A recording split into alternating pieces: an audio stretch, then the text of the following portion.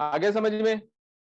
ठीक है, ये कैलकुलस को तुम ये मत समझा करोगे एक्स स्क्वायर का डेरिवेटिव 2x लिख दिया और हमने कैलकुलस पढ़ लिया। वो जनता के लिए होता है, इंजीनियर्स और साइंटिस्ट के लिए नहीं होता ये डेफिनेशन, या प्रोफेशनल्स के लिए या इंटेलेक्चुअल्स के लिए वो नहीं होता है खाली कि वो मैथ्स ले लिया। लोग तो कैलकुलेशन को मैथ समझते हैं।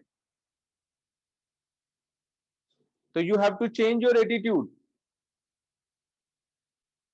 ठीक है, now this definition can be written in this form. अब इस डेफिनेशन की जरूरत क्या पड़ गई? सबसे पहले न्यूटन ने इसको निकाला था, न्यूटन को जरूरत पड़ी थी फिजिक्स में, but at the same time parallelly Leibniz was also working on calculus.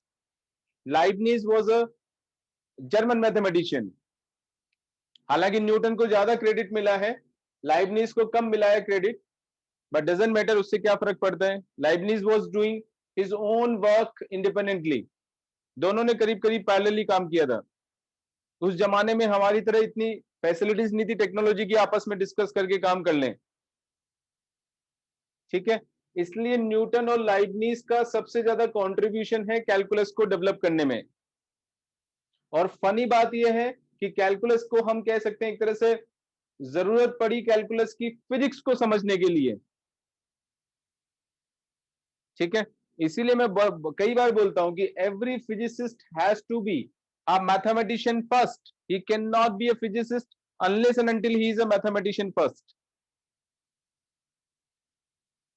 I am not talking about physics teachers, with all due respect, है ना, physics teachers, I respect them a lot, but I'm talking about physicist and I'm talking about mathematician. I'm not talking about myself like a mathematics teacher. I'm not a mathematician, I'm just a mathematics teacher. Mathematician होना एक अलग चीज है। ठीक है, हाँ मैं कोशिश कर रहा हूं कि बच्चों को जो बन सकते हैं, जिनमें कैपेबिलिटी है, वो मैथमेटिशियंस बने, फिजिसिस्ट बने, साइंटिस्ट बने, अच्छे प्रोफेशनल्स बने, जहां भी जाए मैथमेटिक्स को इतना अच्छे से यूज करें कि वो उनको समझ में आए कि इसका कितना जबरदस्त वाइड यूज है, उसको रटे नहीं बिल्कुल भी। ठीक है, जैसे कि एग्जांपल लेके समझाता हूं कि यहाँ पे फिजिक्स में, अब तुम लोगों ने फिजिक्स में पढ़ा होगा डिफरेंशिएशन कर दो, इंटीग्रेशन कर दो, ये पता नहीं है कि क्यों कर दो, क्योंकि क्यों तो लगाते ही नहीं हो। यू ऑलवेज स्टडी हाउ, बस कैसे होता है, you never study why. This is where the problem lies.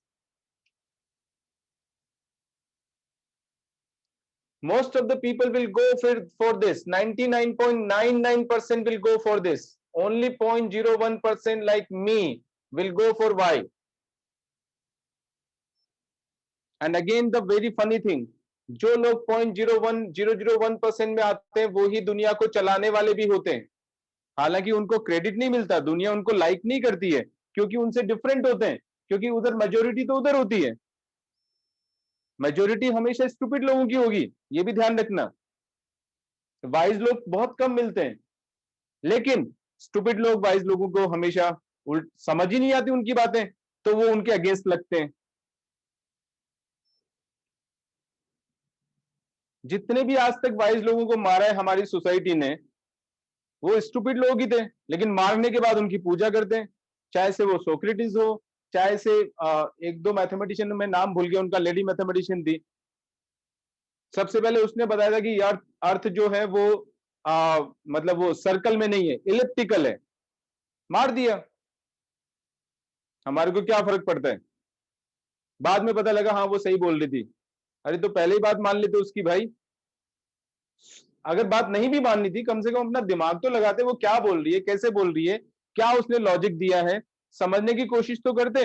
नहीं, हमें बस फेथ है, बाइबल में ऐसा लिखा है, बस बाइबल की बात मानेंगे, उसकी बात नहीं सुनेंगे, और मार दिया उसको। अब तुम लोगों को तो शायद पता भी नहीं होगा, ऐसी बातें कहां पढ़ते हो। Katherine Johnson. क्या नाम था? Katherine Johnson. I really exactly don't remember her name. उसके ऊपर एक मूवी भी बनी थी, I have seen the movie also. खैर anyway, the name is not important, the concept is important. The concept उसका ये था कि आप बात सुनो उसकी, कोई क्या बोल रहा है उसकी बात सुनो तो सही। आपसे आपसे कई लाख गुना अच्छी बात बोल रहा है और आप उसकी वैल्यू नहीं कर रहे हो बिकॉज ऑफ योर स्टूपिडिटी। तभी तो एक आइंस्टीन का कोट भी मैं बार बार यूज करता हूं कि ह्यूमन मतलब there are two infinite things, one is the universe and second is the human stupidity, and I am not sure about the first one. तो उससे बाहर आओ यार, सोचना सीखो, सोचना शुरू करो, अच्छे लोगों की कदर करना शुरू करो, एवरेज लोग मत बन के रहो। और मैथमेटिक्स तुम्हारे को उसमें हेल्प करता है, थिंकर बनाता है तुम्हारे को। ये मार्क्स लाने के दायरे से बाहर निकलो तो समझ में आएगा। स्कूल के नंबर, स्कूल के लोग, पेपर में नंबर आएंगे नहीं आएंगे, बोर्ड में कितने नंबर आएंगे, जेई मेन में कितने नंबर आएंगे, क्या स्कोर होगा, मेरा एडमिशन होगा या नहीं होगा, बस इन्हीं पे सोचते रहते हो, इससे बाहर ही नहीं निकलते हो, चक्रव्यूह में फंसे हुए हो एकदम। मेरा कौन से कॉलेज में एडमिशन होगा, अच्छा यहां नहीं हुआ तो क्या हार्वर्ड में होगा, अच्छा वहां नहीं हुआ तो प्रिंसटन में होना चाहिए, आईआईटी में जाना है मुझे, क्या फर्क पड़ता है। लोकल कॉलेज में पढ़ो चाहे से, अगर दिमाग सोचने लायक हो तो you will reach at the your destination. किसी भी कॉलेज में पढ़ो, सोचना आना चाहिए, कहीं पे भी पढ़ो। तुम्हारे को कॉलेज की क्यों जरूरत होनी चाहिए, कॉलेज को तुम्हारी जरूरत होनी चाहिए ना। कॉलेज इनवाइट करेगी, आओ साहब आप बहुत अच्छे स्टूडेंट हो, मेरे पास पढ़ो, I will be proud of you, proud of me if you get admission in my college. ऐसा बनाओ अपने आप को। लेकिन नहीं, ले दे के बस वही घूम फिर के आ जाता है। कितने नंबर आ जाएंगे, 100 नंबर आ जाएंगे, बस 2 नंबर कट गए मेरे, ऐसी बातें चलती रहती है आपस में। कभी भी तुम अपनी बातों को सुनना, आपस में जब भी डिस्कशन करते हो तो कभी डिस्कस करते हो, अरे इसमें क्या लॉजिक लगाया था, क्या सोचा था, सर ने क्या बताया था। ऐसी बातें कोई करता ही नहीं है, मैं सुनता ही नहीं हूं कभी स्टूडेंट से। क्या बात करेंगे, अरे यार मेरा फिजिक्स में ये रह गया, प्रैक्टिकल रह गया, उसमें से 5 नंबर कट गए मेरे, ऐसा हो गया वैसा हो गया, उसका होमवर्क नहीं किया मैंने, कॉपी नहीं बनाई तो सर ने नंबर काट लिए मेरे, बस ऐसी बातें करते रहते हो। थोड़ा अपने आप को ब्रॉड बनाओ, चीजों को सीखना शुरू करो। अब एक दिन पहले मैंने जो बात पढ़ाई थी वही तुम्हें ध्यान नहीं आ रही है, फिर ऐसे पढ़ने का क्या फायदा है। जबकि मैंने बोल रखा है कि सबसे पहले क्लास का रिवीजन करो, उसके बाद अगर कोई होमवर्क है तो असाइनमेंट कंप्लीट करो, क्लास में वेल प्रिपेयर्ड होके आओ कि हमने पूरा काम कर रखा है, ऑर्गेनाइज रखो अपने आप को कि मुझे ये पूछना है, and then you feel happy कि चलो मेरी डाउट्स खत्म हो गए। नाउ क्लास खत्म हो गई, फिर वापस से उसको रिवाइज करो। डाउट खत्म होने का मतलब ये नहीं कि मैंने बता दिया और तुम्हारा खत्म हो गया। Unless and until you do them again on your own, you will not be able to do them again. You won't be able to reproduce them. तो रिप्रोड्यूस करने के लिए मेहनत तो करो। केवल for the sake of asking the doubt you are asking me and you are not doing them again, that means you are not being benefited. वो तो तुम मेरी प्रैक्टिस करवा रहे हो कि मैं कितनी बार कर सकता हूं देखिए क्वेश्चन। ये ऐसे कह सकते हो कि मेरे को चेक कर रहे हो कि सर को आता है कि नहीं क्वेश्चन। नहीं, खुद के सीखने के ऊपर काम करो।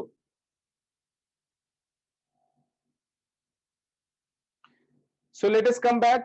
जैसे एक छोटा सा एग्जांपल लेके समझाता हूं कि कैसे हम फिजिक्स में इसका डेरिवेटिव की जरूरत क्यों पड़ी। जैसे स्पीड की अगर हम बात करते हैं, सपोज जयपुर से दिल्ली में जाता हूं एंड से 300 किलोमीटर है ये, and I take around 6 hours to reach Delhi. ठीक है, तो हम एवरेज स्पीड कैसे निकालते हैं। ऑफ कोर्स स्पीड का जो फॉर्मूला होता है, final distance minus initial distance divided by final time minus initial time. I think यही पढ़ाते हैं 9th क्लास में, सबसे पहले यही पढ़ाया जाता है, होता है ना।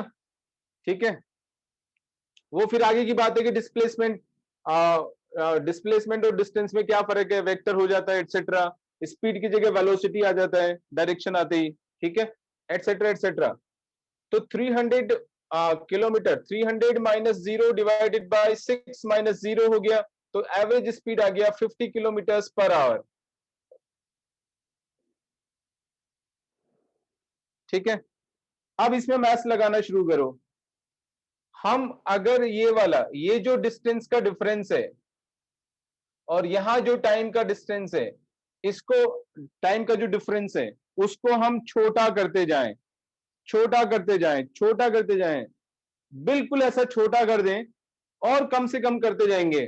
ठीक है, तो क्या हो जाएगा, कॉरस्पॉन्डिंगली डिस्टेंस में जो डिफरेंस है वो भी कम हो जाएगा, होगा कि नहीं होगा।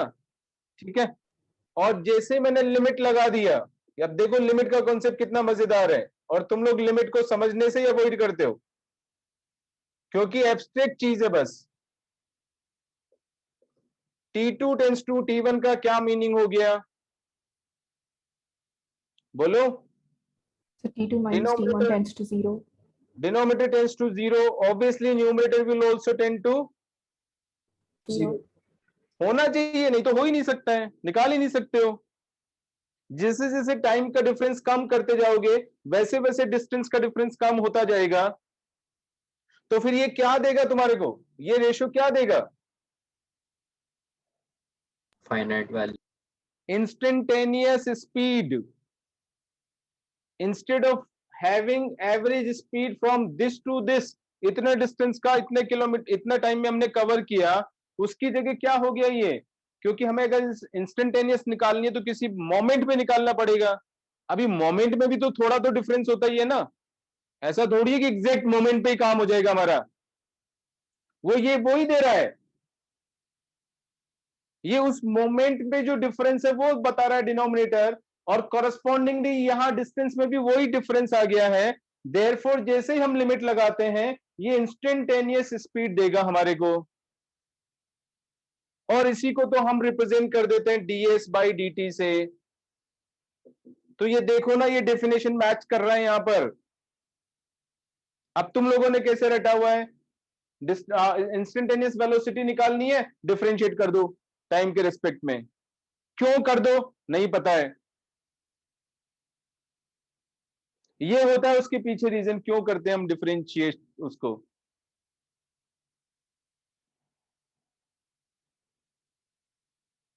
और मैं इतना इसलिए बता रहा हूं जिससे कि तुम, मुझे पता है तुम लोग जब भी मैं फिजिक्स के बारे में, मैं तो भूल गया हूं, बहुत सालों पहले पढ़ा था फिजिक्स, सबसे ज्यादा मेरा मतलब फेवरेट सब्जेक्ट फिजिक्स ही हुआ करता था उस समय। एज यूजुअल जिन लोगों का लॉजिक अच्छा होता है उनका फिजिक्स फेवरेट सब्जेक्ट होता है। मैथमेटिक्स तो बाद में डेवलप होता है, जब एब्स्ट्रैक्ट चीजों को समझना यानी दिमाग की चीजों को और हम समझने लग जाते हैं, तब मैथमेटिक्स में इंटरेस्ट डेवलप होता है। मैथमेटिक्स में इंटरेस्ट इतनी आसानी से डेवलप नहीं होता है, तो मैथ्स में इंटरेस्ट तो बाद में डेवलप हुआ मेरा, क्योंकि फिजिक्स प्रैक्टिकल लाइफ के साथ थोड़ा रिलेट करती है, तो उसमें जल्दी इंटरेस्ट डेवलप हो जाता है। तो जितना सा मुझे थोड़ा बहुत आइडिया है, जब भी कभी बात करता हूं कोई कन्विंसिंग आंसर ही नहीं देता है मुझे फिजिक्स में, तो तुम्हारा फिजिक्स अच्छा करो भाई, लेकिन जब मैथ्स को ढंग से पढ़ना सीखोगे तब फिजिक्स अच्छा होगा ना, और फिर अप्लाई करो मैथ्स को उसमें, ऐसे नहीं पढ़ के फिर वो खाली मैथ्स तक ही रह जाए।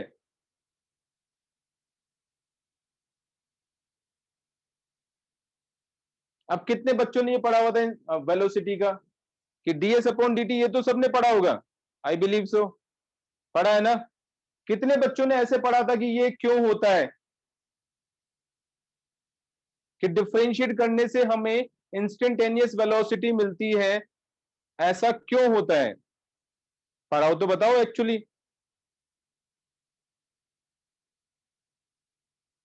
बोलो यस और no. No, sir. I don't think, बस यही तो कमी है, उसको बस सर ने बता दिया, टीचर ने, देखो teacher can not explain, physics teacher वो ही एक्सप्लेन कर सकता है जिसने मैथ्स को भी बहुत अच्छे से पढ़ा होगा, या उसको मैथ्स अभी तक भी अंदर होगी दिमाग में, वो कर सकता है। अदरवाइज आई कांट एक्सपेक्ट कि physics teacher will explain this much, उनके लिए पॉसिबल नहीं है ये, we can't expect this thing from them. But as a student, because you are doing mathematics also, तो तुम्हें याद आना चाहिए, अच्छा ये इस वजह से हुआ है, चमकना चाहिए अंदर से, अरे क्या मैथ्स लगा है यहां पर।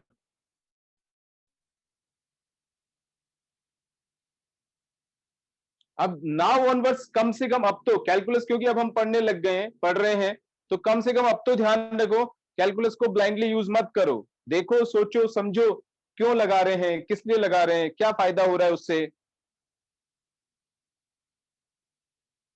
ठीक है, आ गया समझ में। लिमिट बहुत जबरदस्त चीज है, केवल प्रॉब्लम सॉल्व करने के लिए लिमिट नहीं पढ़ना है। आगे क्या समझ में बोलो।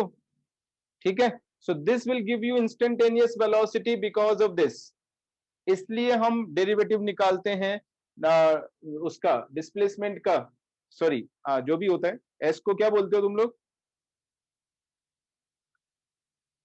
एस को डिस्प्लेसमेंट ही बोलते हो ना।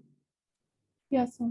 हाँ, तो उसका टी के रिस्पेक्ट में हम निकालते हैं derivative because of this reason. ठीक है, ऑब्वियसली एस, अब ये देखो, ये ऐसे मैथमेटिकली ये चीज तुम्हें आनी चाहिए, displacement is a function of time, time is independent variable, S is the dependent variable, क्योंकि टाइम जैसे जैसे चेंज होगा डिस्प्लेसमेंट भी चेंज होता जाएगा। कैलकुलस यूज हो रहा है, जैसे मैं डिस्प्लेसमेंट वर्ड यूज करता हूं एकदम से वेक्टर भी याद आना चाहिए। ठीक है, वेलोस स्पीड की जगह वेलोसिटी यूज किया तो ध्यान आना चाहिए कि हाँ डिस्प्लेसमेंट का हम यूज कर रहे हैं, और क्योंकि वो वेक्टर क्वांटिटी है तो वेक्टर ये वेलोसिटी भी वेक्टर क्वांटिटी हो गया। स्पीड में और वेलोसिटी में यही डिफरेंस होता है। वेक्टर की क्यों जरूरत पड़ी, क्योंकि हमें डायरेक्शन पता होना चाहिए कि हमें किस डायरेक्शन में जाना है, इसलिए वेक्टर क्वांटिटी हो गया। ठीक है, तो कैलकुलस को इस नजर से पढ़ना शुरू करो, इंटीग्रेशन में भी पता लग जाएगा कि हम इंटीग्रेशन क्यों कर रहे हैं, किस लिए कर रहे हैं, क्या फायदा हो रहा है उससे। That is how you have to study integration and apply